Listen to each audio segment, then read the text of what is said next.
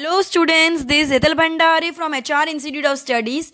Today we are going to start with a new chapter, that is chapter number 2. We are not afraid to die if we can all be together. We are not afraid to die if we can all be together by Gordon Cook and Alan East. Gordon Cook and Alan East. ये chapter basically क्या बोलना चाहता है कि एक father थे जो अपने पूरी फैमिली को एक टूर पे लेके गए थे, 3 इयर्स की जर्नी पे लेके गए थे सी रूट के वाया, जिसके अंदर वो लोग के काफ़ी अनयूजुअल एंड अनएक्सपेक्टेड सर्कमस्टेंसेस है, जिनकी वजह से उनकी जो भी शिप थी वो डूब जाने वाली थी एंड देन अल्टीमेटली वो बच जाते हैं। लेकिन जब वो डूबने वाली थी तो उनका जो बेटा है तो उनको आके क्या बोलता है कि मुझे कोई प्रॉब्लम नहीं है, अगर मैं मर जाऊँ कि अपन अगर साथ में हो तो मैं साथ में मरने के लिए भी रेडी हूँ, मैं फैमिली के साथ मरने। We are not afraid to die if we can all be together. हम जब सब साथ में हैं तो हमें मरने से डरना नहीं चाहिए, ठीक है। तो ये पूरी चैप्टर उस पर बेस्ड है। अपन स्टार्टिंग मैं पूरा एक्सप्लेन करूँगी इन हिंदी जो भी ये चैप्टर के अंदर है। तो चैप्टर बेसिकली ये चैप्टर की स्टोरी कब की है? जुलाई 1976। जो नैरेटर है जुलाई 1976 में ये जो नैरेटर है उनने फैमिली टूर प्लान किया। कहाँ से?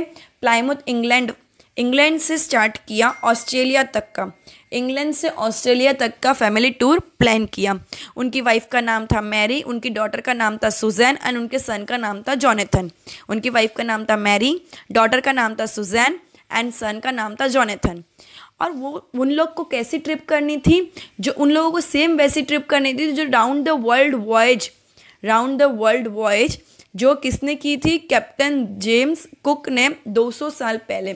कैप्टन जेम्स कुक ने 200 ईयर्स पहले जो ट्रिप की थी वो सेम ट्रिप उनको रिपीट करनी थी, ठीक है। उस टाइप की ट्रिप उनको करनी थी। उनकी बोट का नाम था वेव वॉकर। उनकी बोट का क्या नाम था? वेव वॉकर, जो 23 मीटर 30 टन बोट टेस्ट में पास हो चुकी थी। 30 टन की बोट टेस्ट में पास हो चुकी थी और वो कोई भी टाइप के वेदर के अंदर जा सकती है, उसके लिए टेस्ट हो चुकी थी। क्लियर? 16 इयर्स तक उनने सी के स्किल्स जो होते, सी फार मतलब जो दरिया में कैसे शिप्स को चलाना, कैसे क्या किधर से क्या होता है, क्या ये जो स्किल्स होती है उसके लिए ट्रेनिंग 16 इयर्स उसने ये चीज़ के ऊपर स्टडी करके ये स्किल्स को स्टडी किया, ठीक है। ये स्किल्स ली। Clear everyone? उनने अपनी 3 ईयर की जर्नी प्लान की थी। कितने टाइम की जर्नी प्लान की थी? 3 साल की जर्नी प्लान की थी। सबसे पहला उनका प्लान क्या था? 1,05,000 kilometres west coast of Africa to Cape Town जाना। सबसे पहला क्या था? तो उनका फर्स्ट क्या था? उनका फर्स्ट रूट था वेस्ट कोस्ट ऑफ अफ्रीका से लेके केप टाउन तक। उसके बाद 2 क्रूमैन उनको सपोर्ट करते। कौन 2? एन अमेरिकन जिसका नाम था लैरी विगिल एंड एक स्विस हब सिगलर। एंड दूसरा कौन था? Swiss hub सिगलर। 2 क्रूमैन उनको उधर से ज्वाइन करते हैं। एक अमेरिकन था जिनका नाम था Vigil and Swiss hub sizzler. वो उनको हेल्प करने आए थे ताकि वो टैकल कर सके वर्ल्ड का सबसे रफेस्ट सी रूट एंड जो साउदर्न इंडियन ओशन है, जो क्या है द सदर्न इंडियन ओशन का सबसे रफेस्ट सी रूट है, वो उसको टैकल कर सके। इसलिए उनको 2 क्रूमैन हेल्प करने आए थे, जो एक अमेरिकन थे और एक स्विस थे, ठीक है। They face strong winds on the second day पे उनने एकदम ज़्यादा जोर से हवाएं उधर से आने लगी। सेकेंड डे पे जोर से हवाएं उधर से आने लगी केप टाउन की तरफ से। केप टाउन वाली साइड से स्ट्रॉन्ग विंड्स ब्लो होने लगी, जिसकी वजह से उनकी जो शिप थी वो थोड़ी डगमगाने लगी। और फ्यू वीक्स के लिए वेव्स कितनी, वो लोग तो ईयर्स के लिए गए थे ना, तो उसमें से कुछ फ्यू वीक्स ऐसे थे जिसके अंदर जो वेव्स है वो 15 मीटर हाई थी। 15 मीटर हाई वेव्स थी, जिसकी वजह से वो सी रूट ही बहुत टफ सी रूट था। वेव्स उनकी कितनी थी? 15 मीटर्स हाई वेव्स चल रही थी कितने वीक्स तक, ठीक है।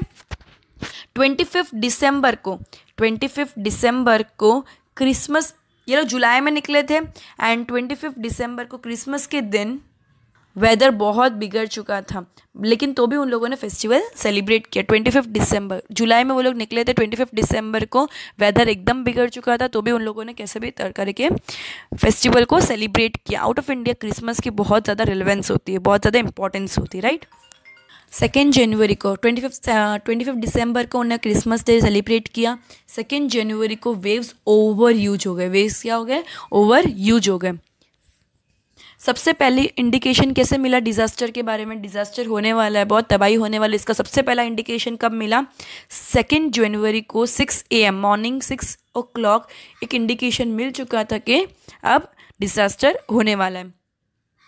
एकदम साइलेंस आ चुका था, हर जगह साइलेंस बिखर चुका था, हर जगह हर चीज़ साइलेंट हो गई थी। एकदम ऐसा दिख रहा था कि कुछ ना कुछ प्रॉब्लम क्रिएट होने वाली है। जो ज़ोरदार हवा आ रही थी वो बंद हो गई, एंड जो स्काई था वो एकदम डार्क हो गया।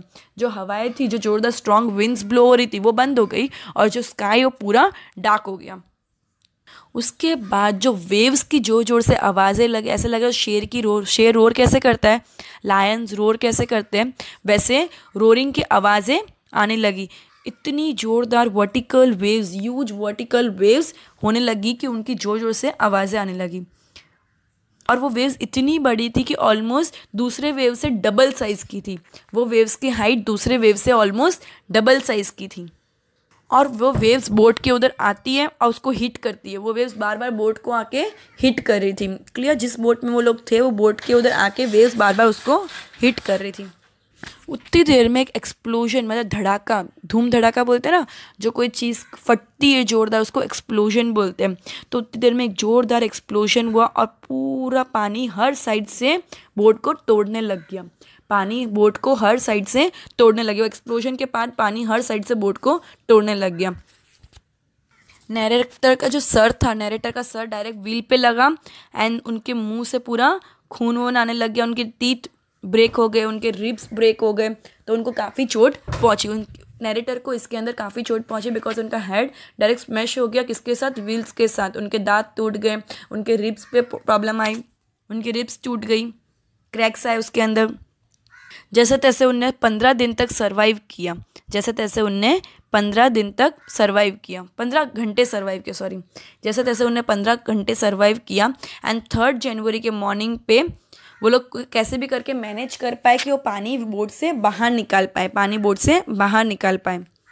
और इतना गंदा लीकेज हो चुका था वाटर लाइन के अंदर, जो मेन चीज़ें हैं बोट के अंदर वो पूरी चीज़ें डैमेज हो चुकी थी। जो जिसका रिप पार्ट होता है, जो मेन पार्ट होता है, वो पूरा डैमेज हो चुका था। कुछ भी ऐसा नहीं था कि वो लोग होल्ड करके रख सके। Whole section of the boat जैसे पूरा एक्सप्लॉइट हो गया है। कुछ खाली कबर्ड के पार्टीशंस रह गए थे, बाकी सब कुछ टूट चुका था। जैसे नैरेटर और उसकी वाइफ को लगा ये एंड है, अब अपन सर्वाइव नहीं कर पाएंगे। लेकिन उनके बच्चों को क्या लगा? उनके बच्चों को भी उस चीज़ में चोट पहुंची। उनके बच्चे को भी फिजिकल पेन शुरू हो गया, क्योंकि उनको भी इधर उधर बोट में जो पानी टकरा रहा था, पानी अंदर घुस गया था, उसकी वजह से उनको बच्चों को भी चोट पहुंची और उनके बच्चे भी काफ़ी ज़्यादा हर्ट हो चुके थे। तो अभी उनकी वाइफ को, उनको क्या लगना था कि अब सर्वाइव करना मुश्किल हो गया, अब सर्वाइव करना पॉसिबल नहीं है। तो सन आता है पापा के पास और क्या बोलते हैं कि अगर हम मर भी जाएंगे तो हमको कोई दुख नहीं, अगर अपन साथ मरे तो ठीक है। तो जो टाइटल ऑफ द चैप्टर है that is we are not afraid to die if we can all be together. तो जो नैरेटर की बोट थी वेव वॉकर, वो remote part of the southern sea पहुंच गई थी, जो एक्चुअल रूट नहीं था। जो नैरेटर की बोट थी वो ऐसी जगह पे चली गई थी जो एक्चुअल रूट नहीं था, जो एक्चुअल सी रूट नहीं था। जो उन्हें रूट डिसाइड किया था वो रूट से एकदम अलग ही चली गई थी। इसलिए उन लोगों को मे डे कॉल्स जो होते वो कुछ भी मिल नहीं रहे थे, उनको कोई भी सिग्नल नहीं मिल रहे थे। लेकिन उनकी जो इतने टाइम की सी फास्ट स्किल्स थी वो इधर काम आई, एंड अल्टीमेटली वो सेफ जगह पे पहुंच गए। उनकी बोट को सेफ जगह पे लेके चले गए और सब लोगों की जान अल्टीमेटली बच गई। तो तब आके इतने किलोमीटर, इतने बोलते ना ऐसे, जब मौत के कुएं में जाके जब रिटर्न आता है इंसान तो कैसी एक सेफ्टी वाली फीलिंग आती है, तो वो इसके अंदर बताइए। तो और अल्टीमेटली ये लोग कहाँ पहुँच गए? एम्स्टर्डम।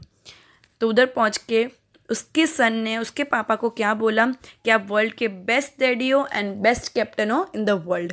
ठीक है। अब वर्ल्ड के best daddy and best captain हो, ये पूरी स्टोरी इस पे ही थी कि कैसे उनने क्या चीज़ फेस की उस टाइम पे, वो जो डर, फियर, चोट, जो हर्ट हुए वो लोग, वो सब चीज़ें इसके अंदर बहुत अच्छे से बताई गई है। ठीक है। सो इस अल्टीमेटली स्टोरी क्या बोलना चाहता है, अगर तुम्हारे में स्किल्स हैं, तुमको रूट नहीं पता हो, तो भी तुम कैसे भी करके उस चीज़ का एक्सपीरियंस जो लिया हुआ है वो कभी भी फेल नहीं जाता है, वो किधर ना किधर काम आता है, अल्टीमेटली तुम सिचुएशन के साथ डील कर सकते हो। ठीक है। So goodbye everyone, will end this lecture here and will continue with the next chapter in the next lecture. Till then goodbye. Hello students, this is Hetal भंडार।